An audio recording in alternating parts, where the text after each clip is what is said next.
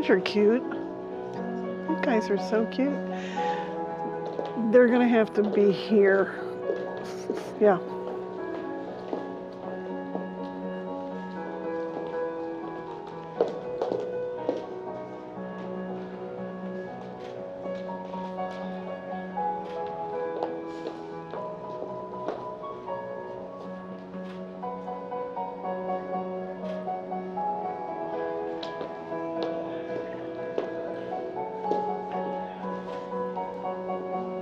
My goodness, they're everywhere.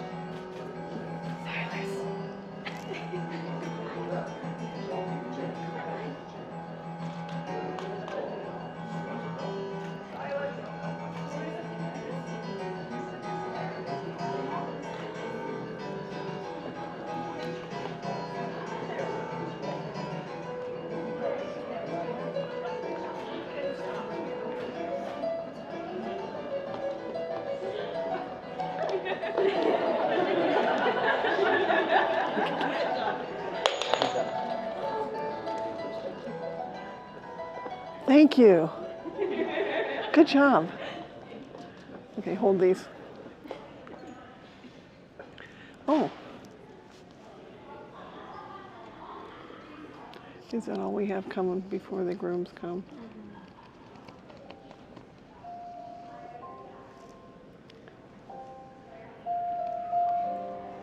If you would all please stand.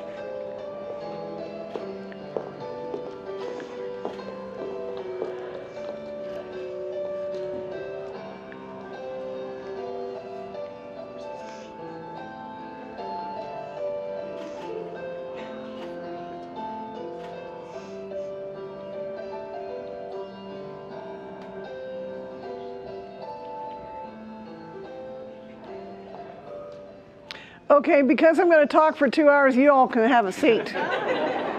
Who said I'm fired? Who said, did you say that?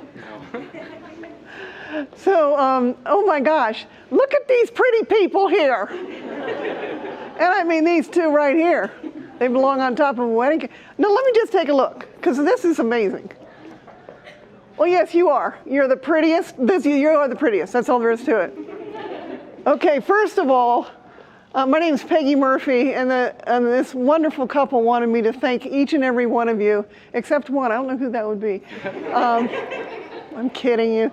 They wanted me to thank you so much from their hearts that you all are here to experience this wonderful union and once-in-a-lifetime opportunity that they're taking full advantage of. So that was the first thing that they wanted me to denote to you.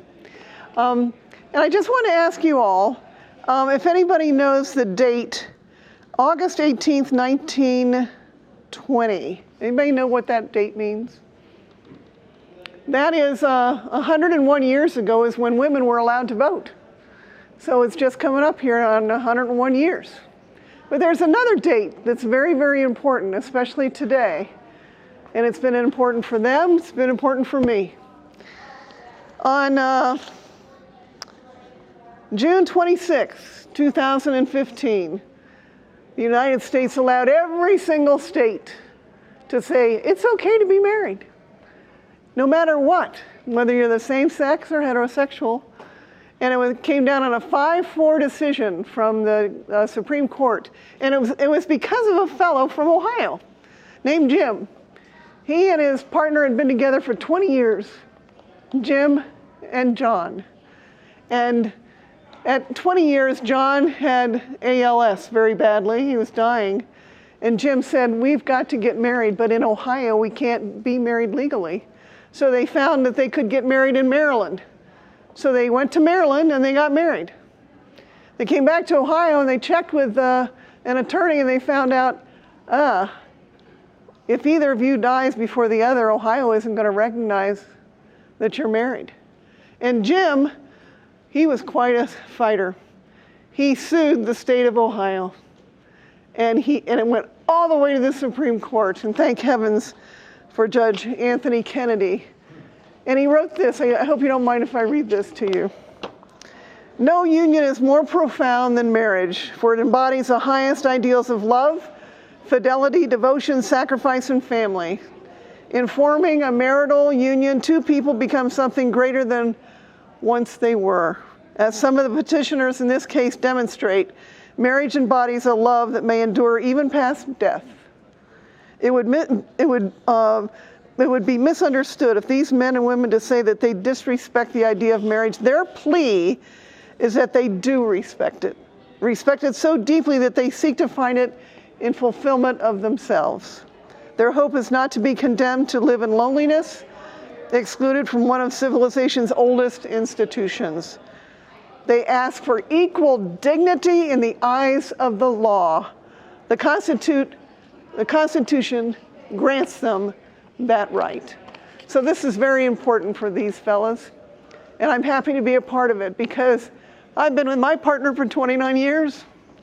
And tomorrow will be our 6th anniversary.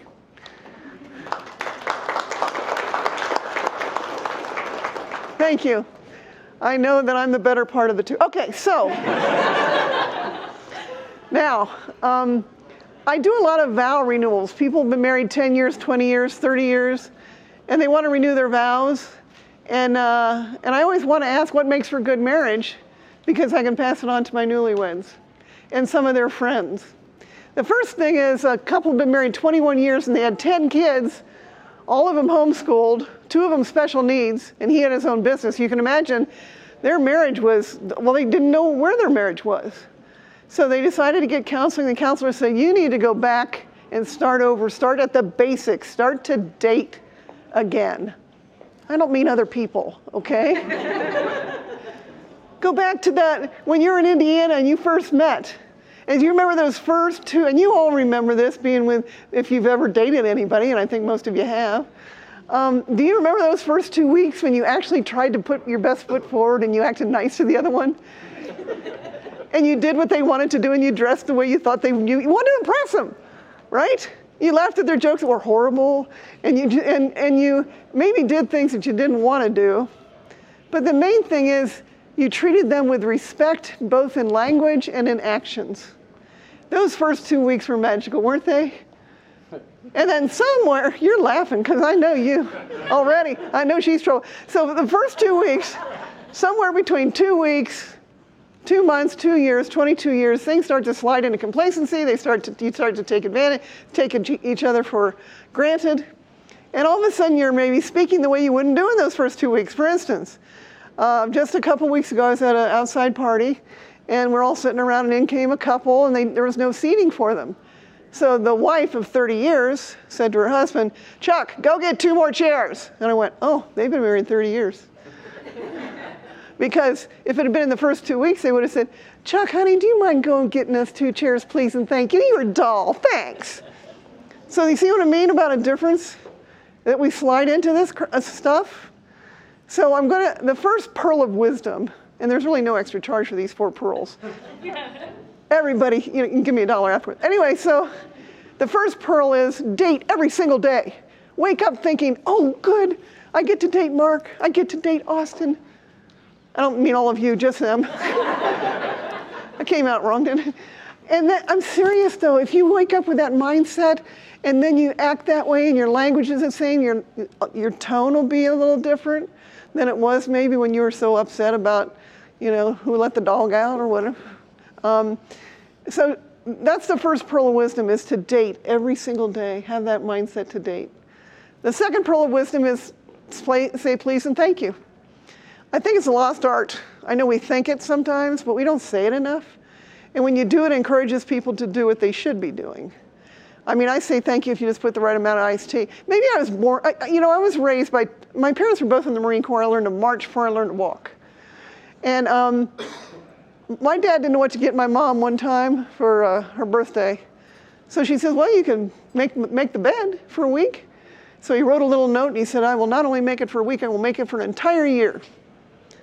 So, hi, just good to see you now. So sure enough, every single day he made that bed. And do you know what? Every single day she said thank you. And she complimented him. She said, you make a bed better than I do. Every single day she'd find something about that bed that she just loved, and she would say thank you, and she would give him a compliment.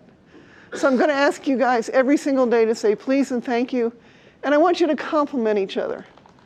Not about your looks, because you're just cute as buttons. But I mean about the things that the other ones are doing. I was in line at Kroger the other day, and this fellow was, he could see that the clerk was having a bad day. And so what he did was, he stopped and said, are you having a bad day? And she said, oh, if you only knew. People come through here, they never look at me, they don't care, I'm just an object. And he made her day. And his wife said, honey, I love the way you treat people. So she complimented him right then and there. And I learned something. I thought, we need to say more things that we think, and we do it every day. We think, oh, gee, that guy, like, I love that dress, I'm just telling you. And I mean it. And so say things that you mean to people when you think about them. Because we need to spread the love and kindness right now, don't we? Okay, the last thing I'm going to tell you, you're going to think this is, Peggy, we do this. We say I love you babe, love you. We've kind of diluted the I love yous over the years. And for these older people, you know what I mean? Because we didn't used to always say, love you, love you. In fact, I was on the phone, I'm not kidding, this is a true story. This is a true story, I'm not kidding you. I was on the phone with my veterinarian, and having trouble. I've been with this veterinarian for I haven't, but my dogs have for 30 years. And so we're at the end of the conversation. He goes, okay, Peg, I think we're good. I said, all right, thanks, Doc. He says, love you. And I go, love you. My veterinarian told me he loved me. Now, I think that's very nice. I love him too, but that's what I mean about diluting it a little bit. And in Ireland, there's no word for I love you or yes or no, because they want you to explain yourself. So you say, well, if you can't come to dinner, you be telling me why. Or be telling me why you love me. Don't just tell me you love me. Tell me why you love me. And so I'm going to ask each and every one of you who are in a relationship to try this actually commit yourself to this every day, to look into each other's eyes for 10 seconds and say something special. Love language. It doesn't even have to be I love you. It can be. But it can be, you know how much it means to me that you chose me to be here today. It means so much to me. And I mean that from the bottom of my heart. That's intense when you look at somebody's eyes. Gee, you're good looking. I'm sorry, that was just so out of control. Okay, I'm not teasing. All right, so, but that intense look once a day. I can line up 100 couples, 200 people, and I guarantee you not one of them looks intently into somebody's eyes, their partner's eyes, for 10 seconds and says, I love you. I guarantee you. So those are my 4 pearls of wisdom. Don't screw them up, okay? Because it took a lot of time for me to put those together. Okay, at this point, I think these guys are getting ready to get married, and they have written their own vows, which I think is awesome. So if you, my dear, could hand me my book. So if they say something wrong, I can hand them over the head. Yeah. So I'll go ahead with your vows. Austin, when we first met, I didn't know who I truly was. You helped me discover myself, and I will be forever grateful for that. Even though I may have been slow to embrace you in the beginning, I was really showcasing my misgivings about myself. Because I was afraid of what I could be, and with your love, you have made me the best version of myself, a version I didn't know existed. I promise to always bring out the best in you, just as you've always done for me. I promise to be the missing quarter of your heart, and to never leave your side when you need me. You've always told me that you want to make it to 100 years old, and while I don't know if I can make it to 102, I promise I can try. And I can't wait to prove everyone who's ever doubted you make it this far wrong. And even from day one, everything with you has been so easy, it's almost unbelievable.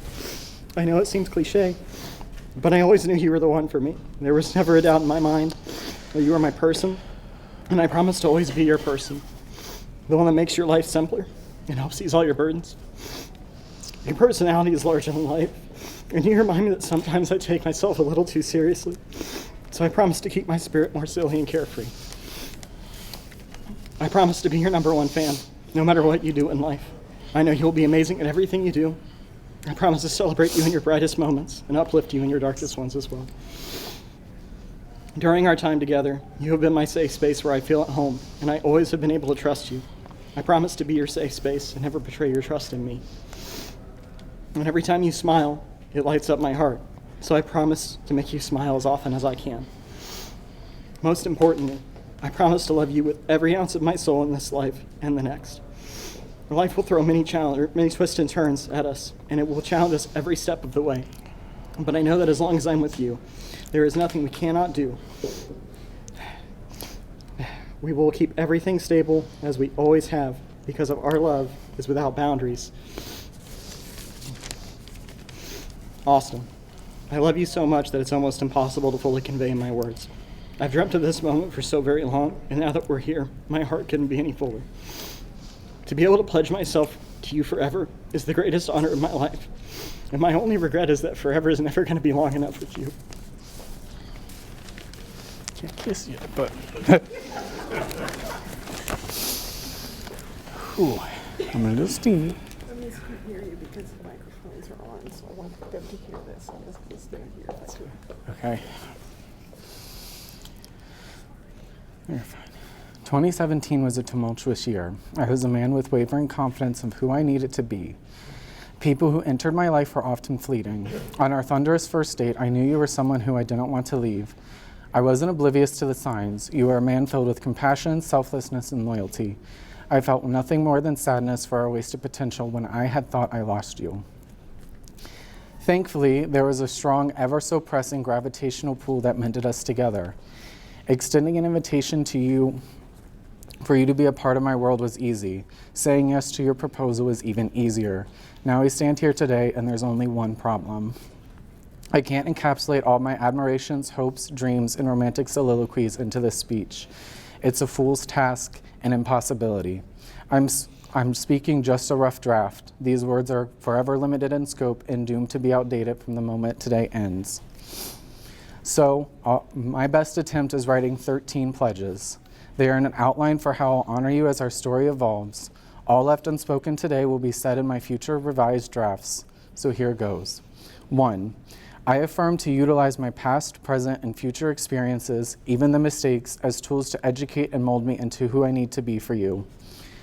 I make a commitment to honor you in every facet of my life, putting you above all else. I assure that you'll be the first person I think of when the sun rises in the east and be my last thought before the night has ceased. 4, I'll make it my obligation to respect whoever you become, regardless of what I have in my mind. 5, I guarantee to forgo all selfish motivations and strive for compromise. 6, I swear to value our identity as queer men and protect us from the individuals and institutions that try to tear us down, to be equally protective of you from all threats that manifest. I cross my heart to build a pillar of communication, to actively listen, to never raise my voice, to embrace all you say, even when it's tough, and to express myself fairly. Number 8, you have my word of honor that I'll be your fiercest medical advocate. I'll learn everything I must to keep you happy, healthy, and in my arms. Number 9, if we raise a child, I pinky promise to teach them all of the good values you embody so effortlessly. Number 10, I consecrate to you that I'll be a constant companion who nourishes you with boundless comfort. Number 11, this is a pact to remember to find value in our trivial days together and remember that periods of plateau are equally as important as times of exponential growth. Number 12, my words are an unequivocal oath, an oath to love, embrace, celebrate, and honor your family. I'll appreciate how they raised you, recognize their immense value, involve them in our life, and never let petty conflict keep them away. Our gravitational pull these past 4 years has only gotten stronger. You're the center of my world. You always uplift the goodness in me and have learned to embrace the bad. I'm a better version of myself now because you represent an idea that I can always be better. You've given my life a deeper meaning. In my eyes, you are the epitome of perfection, which makes number 13 the easiest to say. I vow to love you. I vow to love you today. I vow to love you tomorrow. I vow to love you on the good days. I vow to love you on the bad days. I vow to love you when we're conquering the world, and I vow to love you when the world collapses around us. I vow my undying love. I vow that you're the first, only, and last man I'll ever be privileged enough to say this to. So there you have it. Words that are incomprehensive and incomplete. In writing, the hardest part to write is a conclusion, but for once I think I have an answer, a quote from a galaxy far, far away. If you were to say, I'll not leave you now, I've got to save you, I would say you already have. Wow, I got chills. Anybody got any Kleenex? Okay, who's got the rings? Okay. All right, choose the one you're going to put on his. Okay. And I'll start with you. Just repeat after me. I'm going to try to get out of everybody's way.